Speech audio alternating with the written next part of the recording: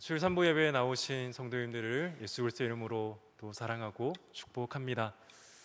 오늘은 이 질문을 던지며 설교를 시작하려고 합니다. 여러분은 거룩하십니까? 1부 예배 반응도 비슷하고요, 2부 예배 반응도 비슷하고 3부 예배 반응도 비슷합니다.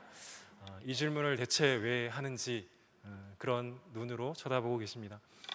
이 질문을 스스로에게 한번 던져보셨으면 좋겠습니다. 나는 거룩한 자인가? 그렇다 옆에 계신 분들은 어떨까요? 저는 어떨까요? 제가 이 질문을 던지며 설교를 시작하는 이유가 있습니다. 제가 이전 교회에서 제자 훈련을 하는 중에 한 집사님의 아들이 주일에 주일학교를 하고 저녁에 집에 와서 엄마에게 이렇게 물었다고 합니다. 엄마, 나는 거룩한데 엄마는 거룩해? 그 집사님은 아무런 답도 할 수 없었다라고 제자 훈련을 하면서 나누었던 적이 있습니다. 그럼 다시 질문을 드리겠습니다. 여러분은 거룩하십니까? 그리고 거룩하다라고 생각하시면 그 이유가 무엇입니까? 그렇지 않다라고 생각하시면 또한 그 이유는 무엇입니까? 우리 오늘 말씀을 통해 예수 그리스도의 거룩한 자로 부름받은 우리의 정체성을, 그리고 그 정체성을 가진 자로서 어떻게 살아야 하는지, 그리고 우리가 그렇게 살아가기 위해서 하나님께서 이 거룩한 주의 몸된 교회를 주셨음을 오늘 말씀을 통해 함께 나눠보기를 원합니다. 첫째로, 우리는 거룩한 자로 부름받았습니다. 사랑하는 여러분, 제가 드린 그 질문은 예수 그리스도를 나의 구주로 고백한 자, 예수 그리스도께서 나의 죄를 위해 십자가 달려 죽으시고 부활하는 것을 믿는다면 우리는 하나님의 자녀일 뿐 아니라 거룩한 자로 부름받았습니다. 혹시 이곳에 아직 예수님을 나의 구주로 영접하지 못한 분들이 있다라면, 아직 믿어지지 않는 분들이 있다라면 성령 하나님께서 깨닫게 해주셔서 그 마음 가운데 믿음을 가지고 하나님의 자녀가 되는 은혜가 있기를 간절히 소원합니다. 그러면 여러분은 거룩한 자입니까? 라는 저의 이 질문은 우리의 느낌이나 우리가 한 어떤 일을 토대로 답할 수 있는 것이 아닙니다. 오직 우리가 예수 그리스도 안에 있는가, 그렇지 않은가를 토대로만 이 질문에 답할 수 있습니다. 오늘 본문은 고린도서 1장 2절의 말씀입니다. 고린도에 있는 하나님의 교회 곧 그리스도 예수 안에서 거룩하여지고 성도로 부름받은 자들과, 바울은 2절에서 고린도 교회 성도들을 이렇게 부릅니다. 그리스도 안에서 거룩한 자, 성도로 부르심을 받은 자. 말씀드린 것처럼 아직 예수님을 믿지 않는 분들이 있다라면 우리는 우리의 마음 가운데 그 믿음이 있기를 간절히 소원해야 합니다.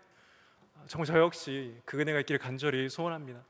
그러나 우리가 예수 그리스도를 믿는다라면 우리는 내가 누구인가, 나의 정체성을 분명히 알고 살아가야 한다는 것입니다.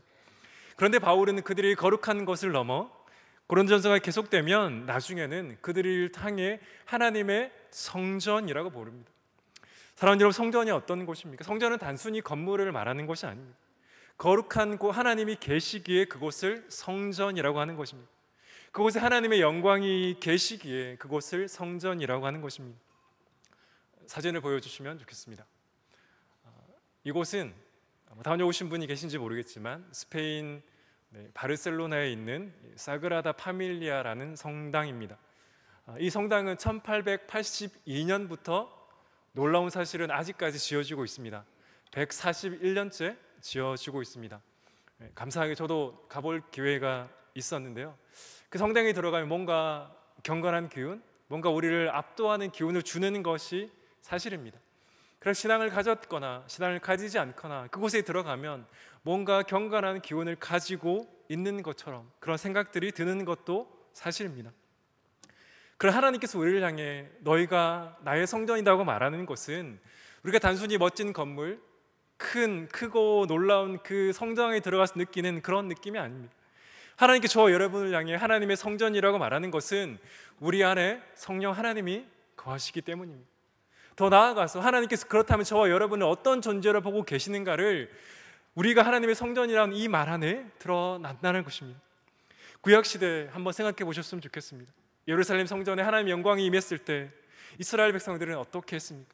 그들은 그 놀라운 하나님의 영광 때문에 두려워 고개를 들지 못했습니다.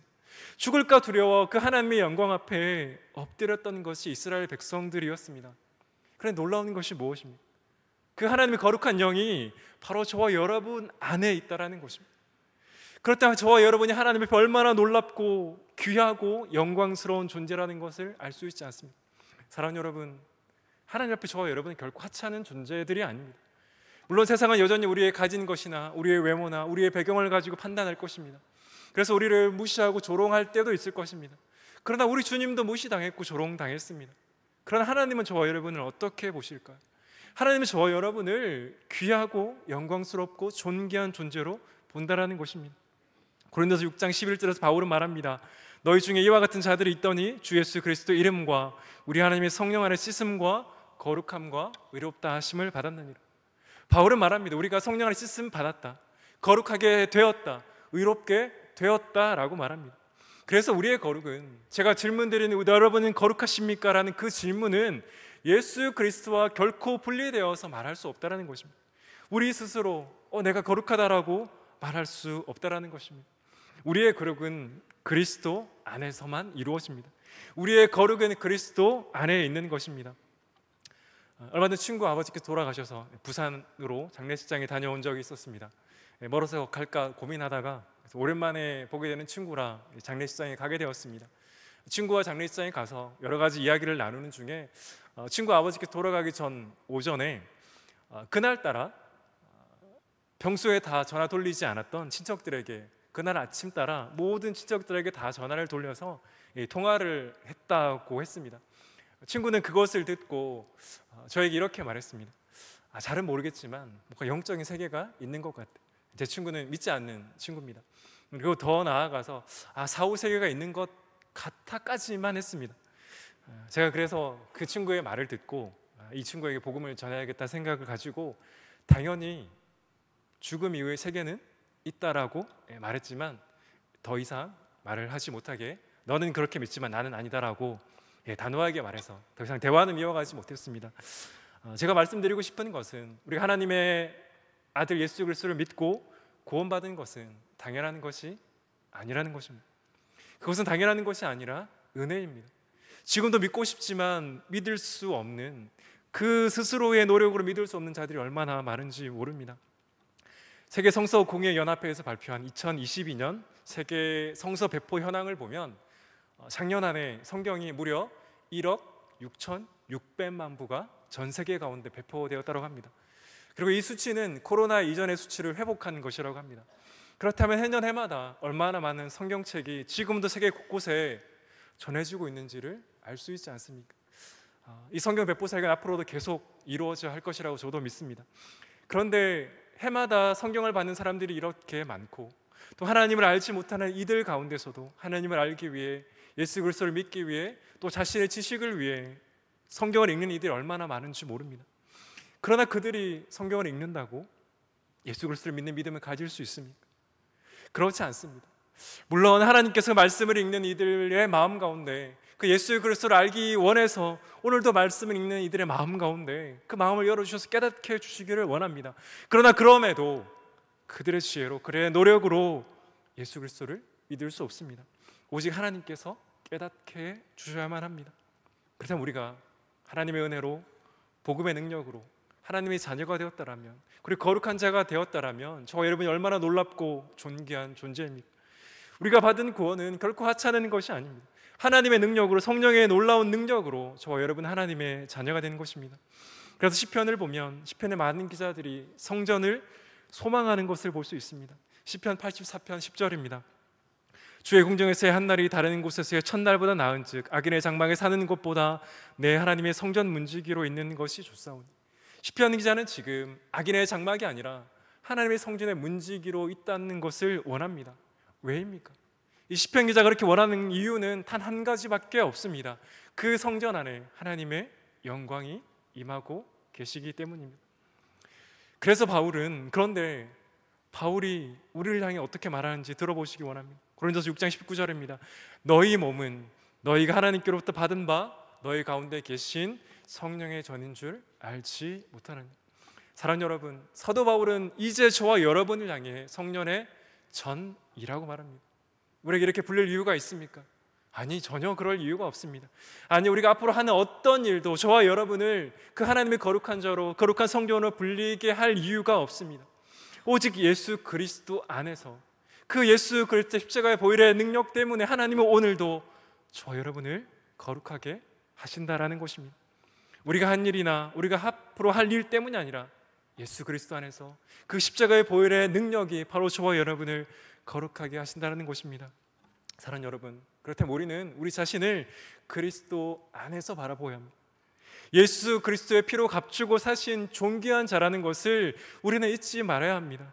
세상이 우리의 값어치를 매기게 두어서는 안 됩니다.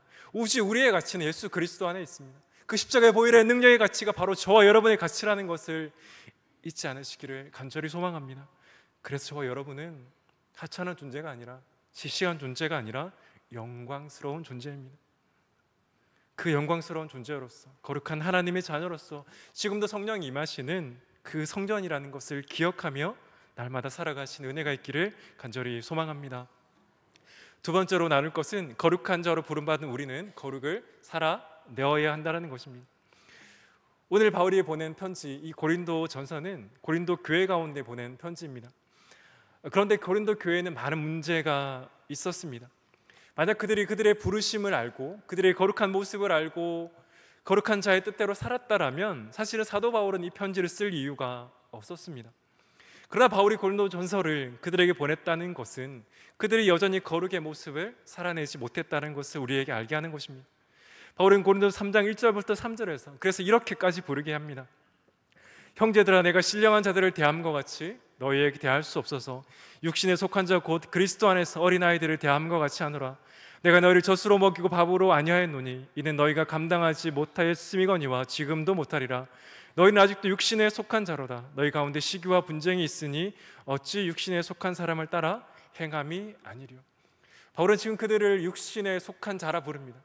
그런데 우리가 기억해야 될 것은 바울은 믿는 그리스도인들에게 편지를 보냈다라는 것입니다. 그런데도 바울은 내가 신령한 자들을 대함과 같이 너희를 대할 수 없다라고 말합니다. 바울은 그들의 육신에 속한 자라는 것은 무려 3번이나 반복해서 말합니다. 또한 밥으로 먹여야 하지만 밥으로 먹일 수 없어 여전히 젖으로 먹여야 하는 그들의 상태를 말합니다. 그런데 더 안타까운 것이 무엇입니까? 바울이 그들을 처음 만났을 때와 지금 편지를 보내는 지금의 그들의 모습이 전혀 달라지지 않았다는 것입니다. 사랑하는 여러분, 고린도 교회를 향해 이렇게 말하는 바울을 보면 어떤 생각이 드십니까? 만약 그 바울이 지금 저와 여러분에게 이 편지를 썼다면 저와 여러분은 어떻게 반응하시겠습니까? 사실 우리의 받은 반응은 우리의 삶을 부끄러워하고 다시 돌아가는 것입니다. 우리가 신령한 삶을 사는데 이렇게 말하는 것이 아니라 육신에 속한 사람처럼 살아가고 있다라면 우리가 편지를 받을 때 마땅히 부끄러워해야 합니다. 우리가 오늘 고린도 전서를 1장 1절부터 3절까지 읽었지만 16장까지 읽어보면 고린도 교회 가운데 있는 수많은 문제들을 발견할 수 있습니다. 그들은 지도자에 따라서 편을 갈랐습니다. 음행을 했고 지체들 간에 서로 고소 고발을 했습니다. 연약한 자들을 무시했을 뿐 아니라 하나님이 그들에게 은혜로 주신 그 은사를 자랑하며 다른 이들을 무시했습니다. 교만한 것입니다. 나가 그들에게 복음을 전한 사도 바울을 무시하기까지 했습니다. 그렇다면 고린도전서에 나타난 그들의 삶의 흔적, 그들의 삶의 열매가 과연 육신에 속한 자가 아니라고 말할 수 있겠습니까? 그렇다면 하나님의 부름받은 거룩한 자로서 그 살아낸 거룩은 어떤 모양일까요? 사실 우리가 거룩에 대해 생각할 때 오해할 때가 많은 것 같습니다. 뭔가 대단한 것을 해야 한다거나 예배 가운데 경건하게 기도하고 경건하게 찬양하고 경건한 모습으로 말씀을 듣는 것, 그것만을 경건이라고 거룩이라고 생각하는지 모르겠습니다. 물론 이것이 포함되지 않는다라고 말할 수는 없습니다. 그러나 바울이 말하는 거룩은 이것을 훨씬 뛰어넘는 것입니다. 로마서 16장 1절과 2절을 보면 바울은 이렇게 말합니다. 내가 갱그레 교회 일꾼으로 있는 우리 자매 베베를 추천하노니 너희는 주 안에서 성도에 합당한 예절로 그를 영접하라고 말합니다. 바울은 로마에 있는 교회에 보낸 편지를 마무리하며 한 자매 베베를 추천하고 그 자매를 주 안에서 성도에 합당한 예절이라고 말합니다. 그렇다면 주 안에서 합당한 예절은 무엇일까요? 뭔가 거창한 것일까요? 저는 그렇게 생각하지 않습니다. 주 안에 성도에 합당한 예절이라는 것은 내가 우리 지체들에게 어떻게 말하고 어떤 태도로 대하는가가 주 안에서 합당한 예절이 아니겠습니까? 그렇다면 우리가 거룩을 살아낸다고 말하면서 거룩한 자라고 말하면서 우리의 입술의 말이 우리의 삶의 태도가 예의가 없다면 과연 그 거룩은 하나님이 기뻐하시는 거룩이 될까요? 거룩의 영성을 쓴 작가 게리 토마스가 자신이 그리스도인으로서 운전을 하는 가운데 어떻게 살아낼지를 보여주는 이야기가 있습니다. 조금 길긴 하지만 좀 잠시 나누도록 하겠습니다. 이 게리 토마스는 신학교에서 강의를 하고 돌아오는 길에 이제 집에 빨리 가기 위해 추월 차선으로 들어갔습니다. 제한 속도보다 약 5마일 정도 높은 속도로 운전하고 가고 있다고 말합니다. 그때 이 차 앞으로 차 한 대가 들어옵니다.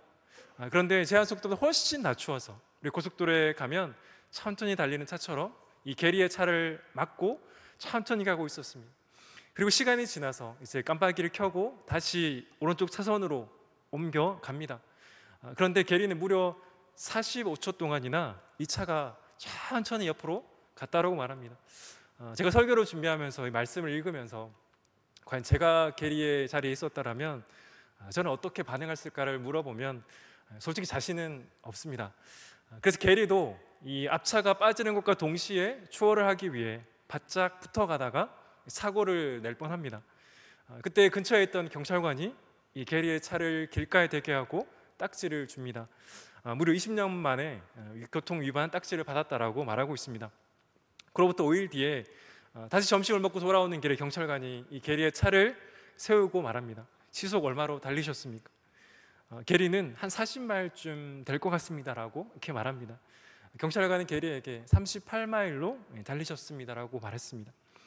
그때 게리는 경찰관에게 제한 속도보다 3마일 높다고 저를 잡으신 겁니까? 라고 물었지만 경찰은 게리에게 이렇게 말합니다.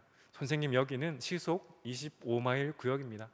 사실 근처 모든 도로의 제한 속도가 35마일이었기 때문에 이 게리도 착각을 했던 겁니다.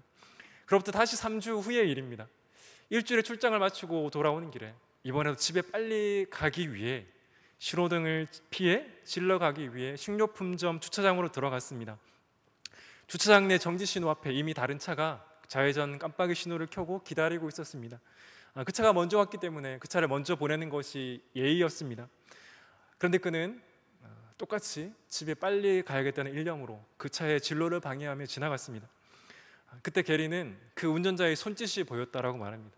처음에 게리는 그 운전자의 손짓이 매우 기분 나쁜, 제가 표현할 수는 없고요, 매우 기분 나쁜 손짓일 줄 알았다고 말합니다. 그런데 자세히 보니까 사실 그의 손짓은 매우 정중하고 친절했다라고 말합니다.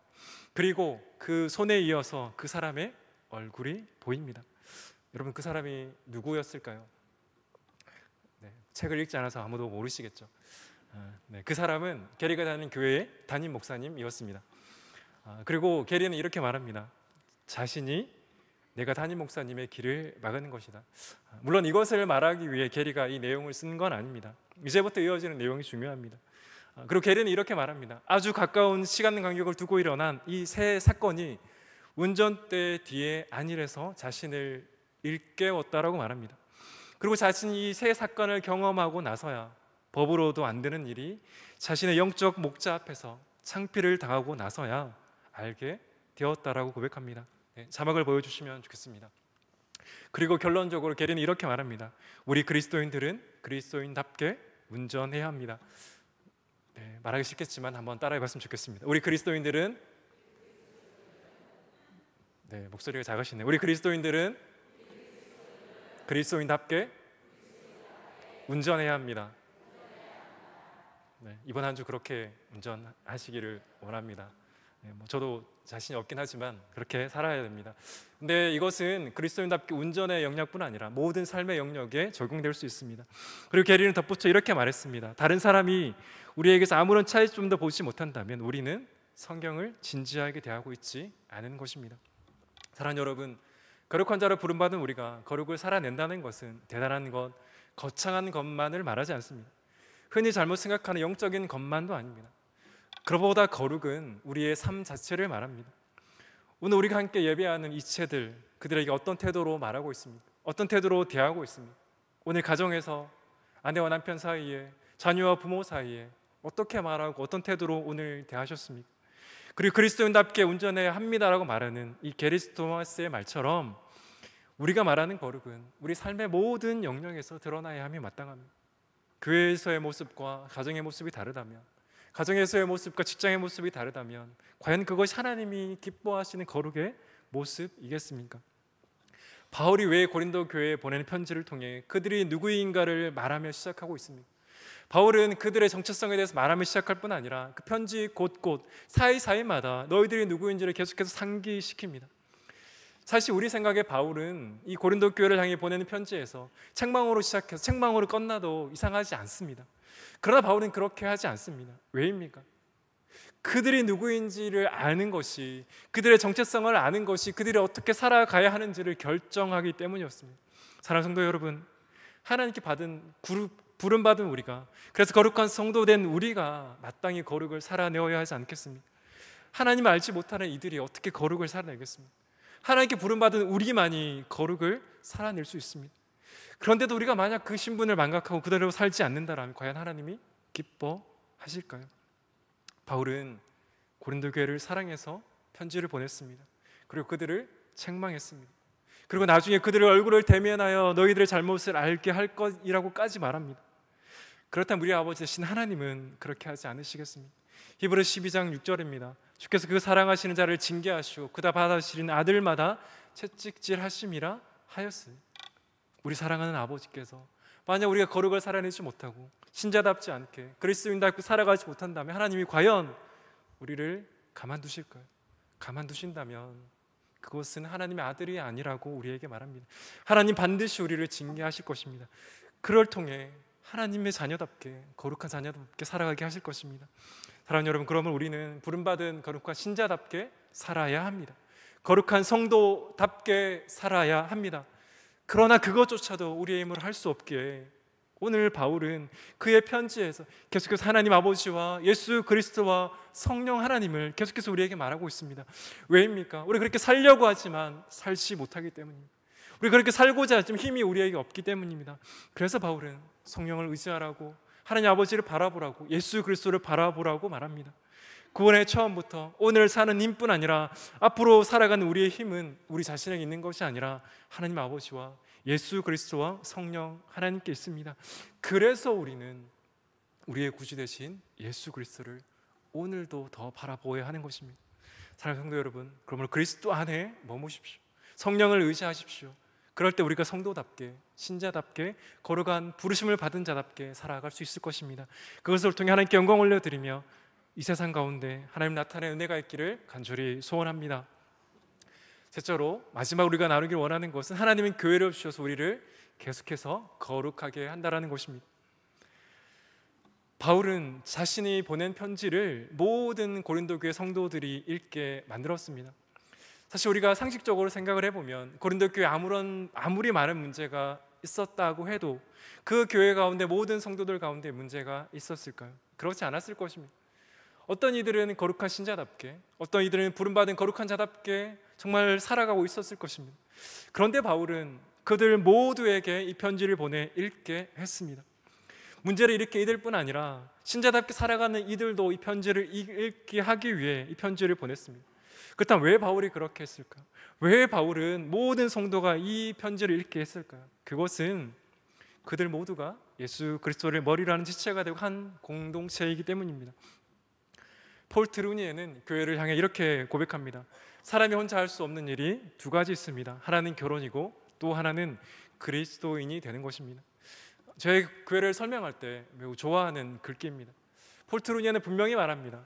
사람이 혼자 할 수 없는 두 가지 일 가운데 그 하나가 그리스도인이 되는 것이라고 말합니다. 이 말이 어떤 의미입니까?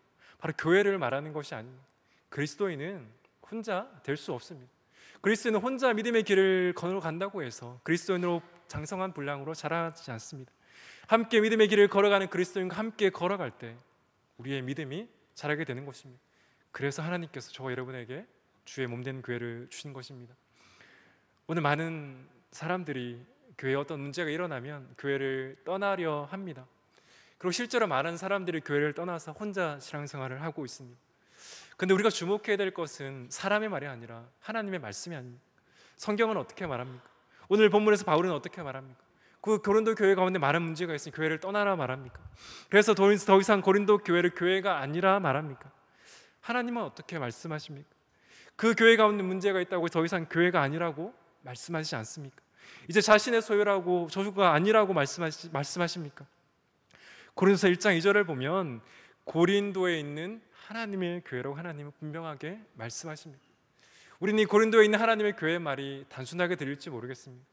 단순하게 고린도 지역에 있는 세워진 교회를 의미한다라고만 생각할지 모르겠습니다. 물론 1차적인 의미는 맞습니다. 고린도 지역에 세워진 교회를 고린도에 있는 하나님의 교회라고 말합니다. 그러나 이 교회가 있었던 고린도 지역, 그리고 교회 가운데 나타난 수많은 문제들을 바라보면 결코 이 말은 단순한 어떤 지역에 있는 한 교회를 말하는 것이 아닙니다. 고린도 지역에는 여전히 우상 숭배가 이루어졌습니다. 자신의 지혜를 자랑했고 상업을 통해 쌓은 부를 자랑했던 것이 고린도 지역이었습니다. 교회라 말하지만 여러 가지 많은 문제를 가지고 있는 그 교회를 바라볼 때 과연 이곳이 교회는 맞긴 한 것인가라는 그 생각을 들게 하는 곳이 고린도 교회였습니다. 그런데 우리가 주목해야 될 것은 사람의 말이 아니라 하나님께서 그럼에도 그 고린도 교회를 어떻게 보고 계시냐라는 것입니다. 하나님이 여전히 고린도에 있는 하나님의 교회라 말씀하십니다. 그래서 벵게리라는 학자는 이 고린도에 있는 하나님의 교회라는 이 말을 이렇게 말합니다.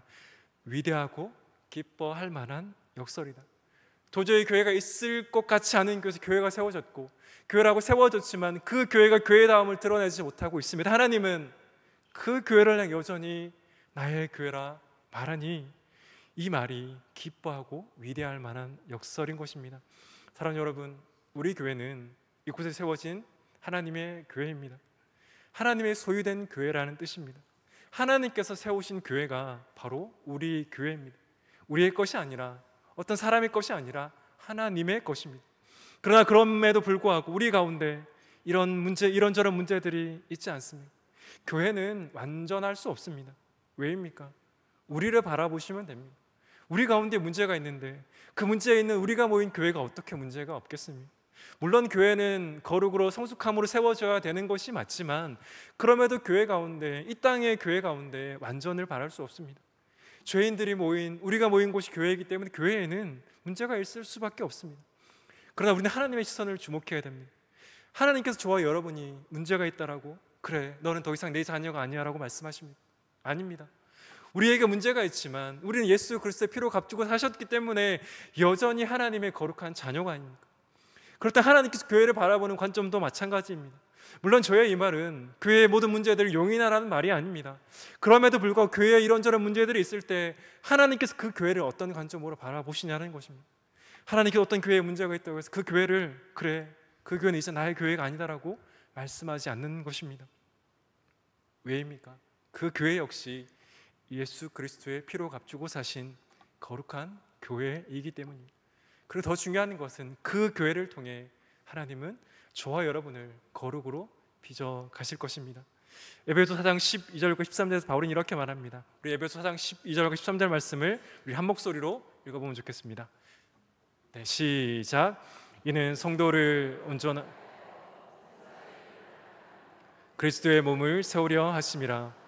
우리가 다 하나님의 아들을 믿는 것과 아는 일에 하나가 되어 온전한 사람을 이루어 그리스도의 장성한 분량이 충만한 데까지 이르리니. 아멘. 하나님은 주의 몸된 교회를 통해 특별히 여러 가지 많은 문제들이 있는 주의 몸된 교회를 통해 우리를 거룩으로 부르셨을 뿐 아니라 거룩함으로 빚어 가실 것입니다. 그래서 우리가 우리 교회를 위해서 기도해야 되고 우리 교회 세워진 목사님과 지도자들을 위해서 기도해야 될 것입니다. 우리 교회를 통해 그 저와 여러분의 믿음이 성장하고 거룩함으로 빚어져 가는 은혜가 있기를 간절히 소원합니다. 이제 말씀을 맺겠습니다. 하나님은 교회를 통해 교회에 세워진 자들을 통해 저와 여러분을 온전하게 하실 것입니다. 하나님 거룩과 어울리지 않아 보였던 그 고린도 지역 가운데 고린도 교회를 세우셨습니다. 그 교회 역시 여러 가지 많은 문제들이 있었지만 그럼에도 하나님은 그 교회를 통해 그 교회를 거룩하다 하나님의 소유라고 말씀하십니다. 그렇다면 우리 교회 역시 하나님의 거룩한 소유된 교회입니다.